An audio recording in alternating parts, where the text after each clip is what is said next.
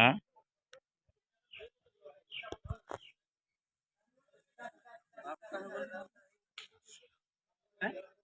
হ্যাঁ ইমান বেয়া পালো বোলে সেইদিনা এয়া ভিডিঅ'টোৰ পৰা লৈ আৰু নাই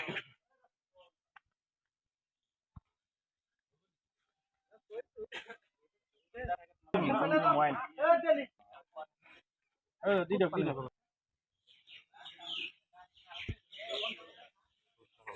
এই উল্টা হ'ল